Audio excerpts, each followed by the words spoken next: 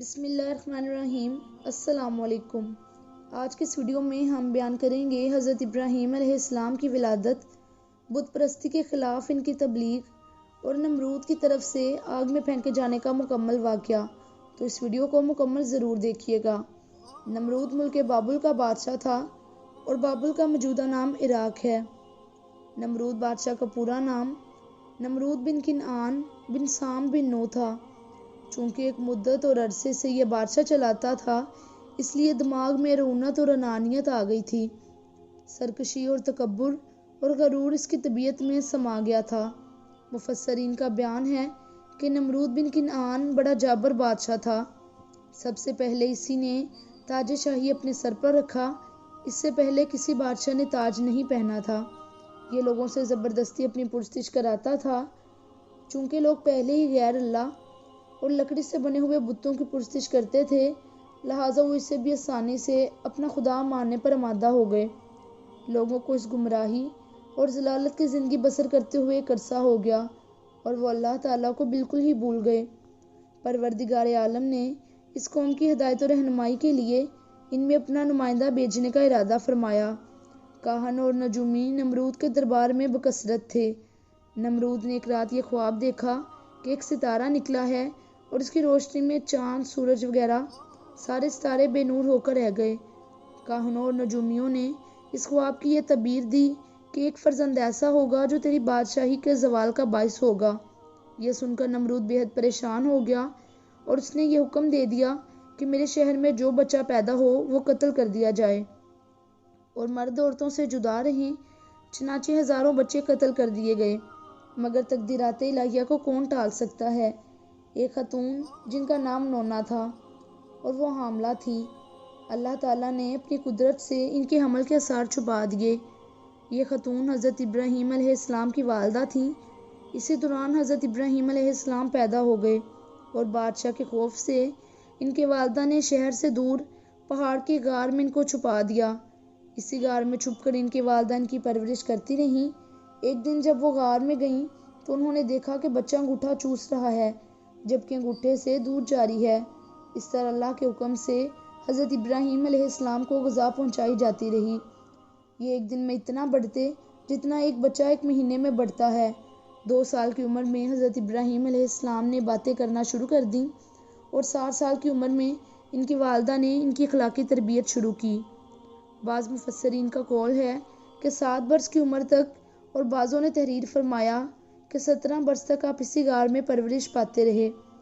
ماں سے کہتے کہ مجھے بھی شہر لے چلو، مگر حضرت ابراہیم علیہ السلام کی ماں جواب دیتی کہ شہر میں تمہیں خطرہ ہے۔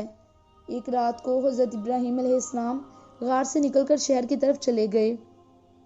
نمرود نے اپنی سلطنت بھر میں یہ قانون نافذ کر دیا تھا کہ اس نے خوراک کی تمام چیزوں کو اپنی تحویل میں لے لیا تھا۔ یہ صرف انہی لوگوں کو خوراک کا سامان دیا کرتا تھا جو لوگ اس کے خدائی کو تسلیم کرتے تھے۔ چنانچہ ایک مرتبہ حضرت ابراہیم علیہ السلام اس کے دربار میں غلہ لینے کے لیے تشریف لے گئے تو اس خبیث نے کہا کہ پہلے تم مجھ کو اپنا خدا تسلیم کرو، جبھی میں تم کو غلہ دوں گا۔ حضرت ابراہیم علیہ السلام نے برے دربار میں اعلان فرما دیا کہ تو جھوٹا ہے اور میں صرف ایک خدا کا پرستار ہوں جو واحدہ لا شریک ہے۔ یہ سن کر نمرود آپے سے باہر ہو گیا اور آپ علیہ السلام کو اپنے دربار سے باہر نکال دیا، اور حضرت ابراہیم علیہ السلام کو اس بدبخت نے غلہ نہ دیا اور آپ خالی ہاتھ واپس آئے۔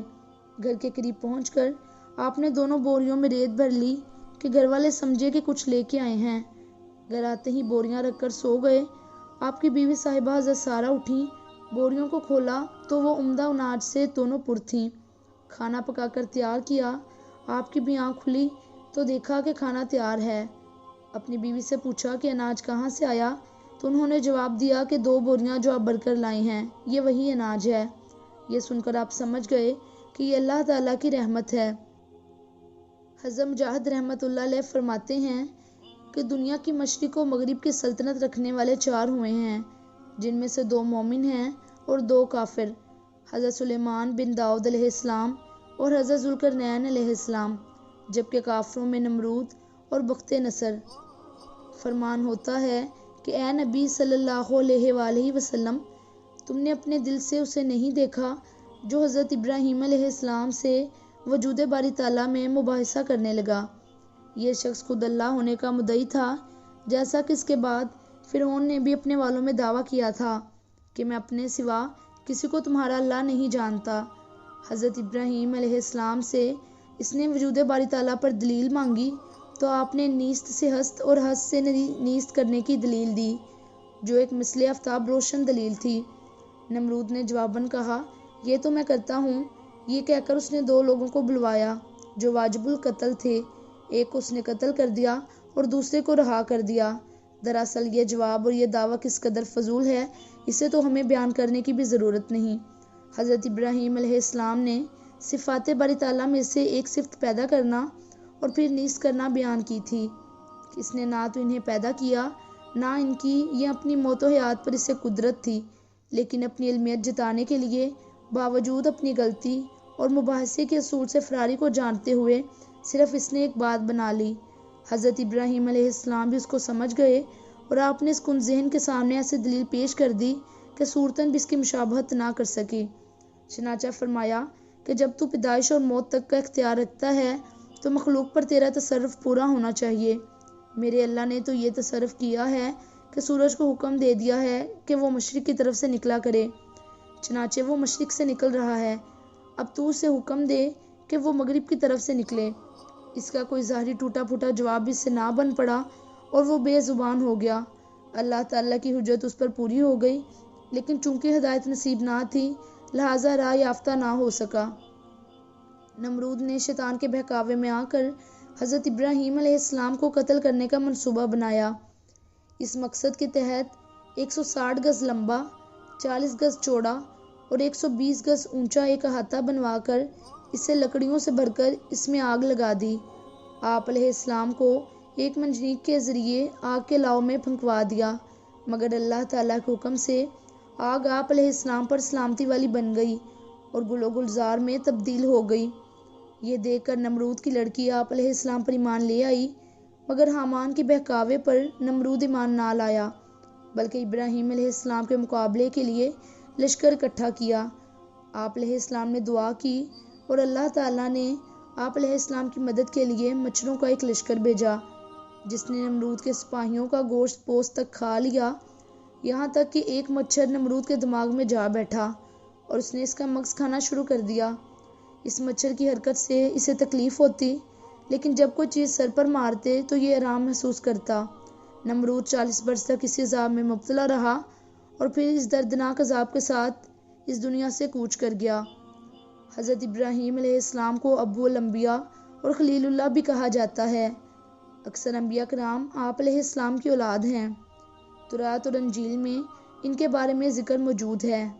تورات کی روح سے آپ علیہ السلام 2200 سال قبل مسیح میں عراق کے قصبے ار میں پیدا ہوئے، جبکہ یہاں آپ علیہ السلام کے والد کا نام طارق لکھا ہے، مگر قرآن پاک میں آزر کے نام سے یاد کیا گیا ہے۔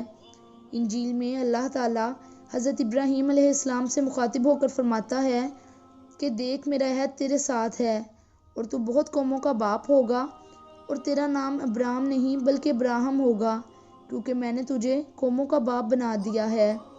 تو یہ تھی ہماری آج کی ویڈیو۔ آئی ہوپ کہ آپ کو ویڈیو پسند آئے گی۔ ویڈیو اچھی لگی تو چینل کو ضرور سبسکرائب کریں اور ساتھ ہی بیل کو ہٹ کر کے نوٹیفیکیشنز کو آل پہ کلک کر دیں تاکہ اس طرح کی مزید ویڈیوز سب سے پہلے آپ کو مل سکیں۔ اگلی ویڈیو تک اللہ حافظ۔